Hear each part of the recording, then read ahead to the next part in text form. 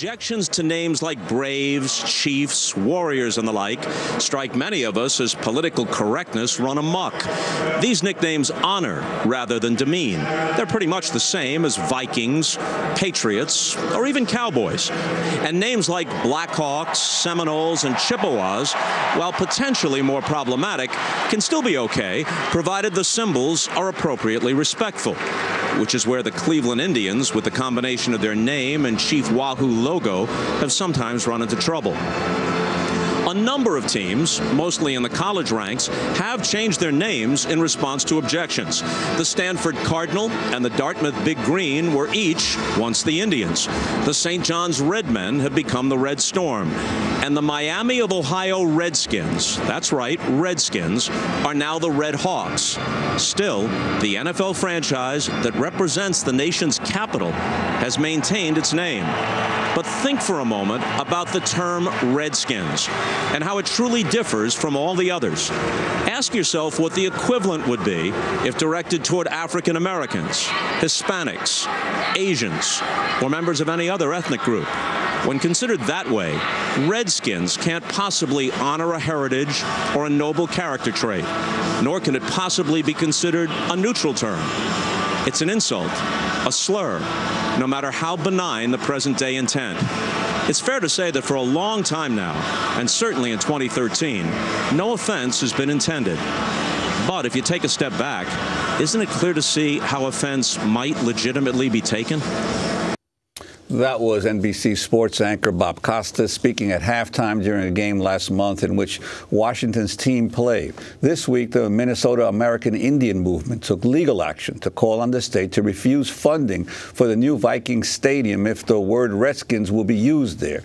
Despite the massive outcry, the team's owner, Dan Snyder, has refused to change its name.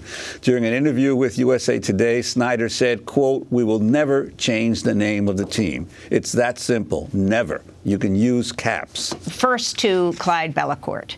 Tell us what happened last night in Minneapolis.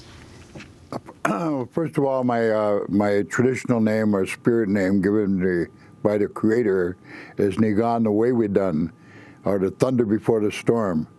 But when I was born 77 years ago, I was not allowed. No Indian people were allowed to have an Indian name. We couldn't pray, sing, dance, carry on our traditional spiritual way of life. Last night, as one of the monumental walk took place from the heart of the Indian community in South Minneapolis, one of the largest concentrated Indian communities in America. Over 1,000, mostly Native people, some of them in their full regalia, to show the beauty of our culture, went along with us, marched on the stadium, carrying banners that said the R word is no different than the N word. The R word is no different than the N word. Little Red Sambo has to go. Little Black Sambo is gone, and now it's time for Little Red Sambo to go. It's not really the names. It's not just the names. It's the behavior created. When they get a little bit behind, you know, the Washington team or Cleveland, they start hollering, "Scalp them effing twins, scalp the Vikings, massacre them." And our children grab our arms, our nephews and nieces, our sons and daughters. "Come on, Dad, come, Grandpa, let's go home. Let's go home. Let's get out of here." It has a tremendous psychological effect on Indian people. And if Dan Snyder knew where the word Redskin come from, truly understood it, I think he would make that change. A man knowing what the Holocaust is and what genocide is. Goes all the way back to Governor Kalb in Newfoundland in the 1500s when they started their western expansion. The Indian people were in their way, so he put out a bounty on Indian people. It was perfectly legal to kill Indians then. And they were bringing them in by the wagon loads. Women who didn't have any rights back then in the church started speaking out about it. It became too cumbersome financially to bury them.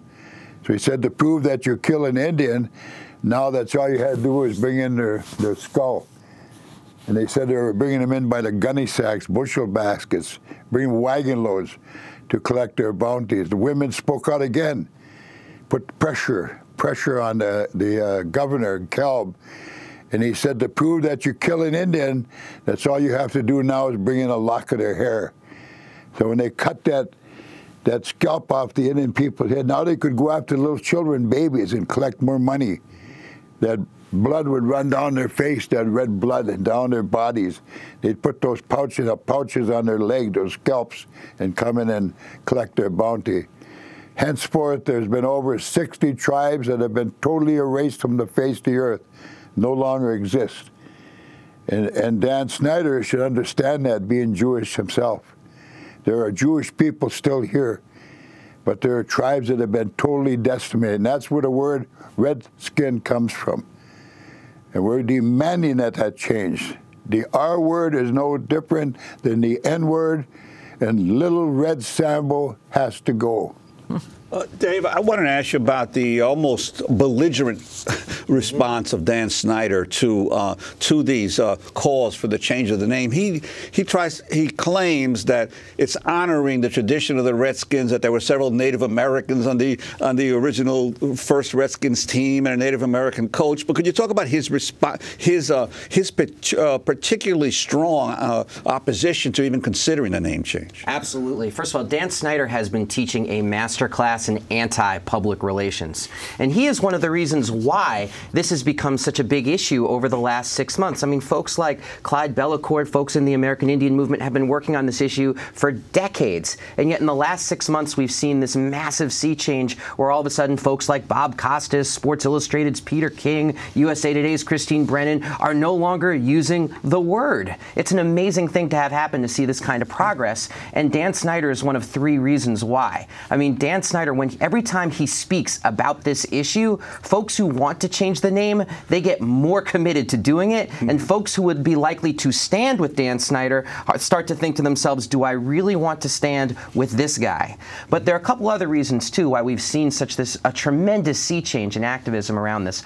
The first is the active and confident intervention of Indigenous voices. I mean, starting with the Idle No More movement in Canada, I mean, you really have seen this upsurge in Indigenous activism.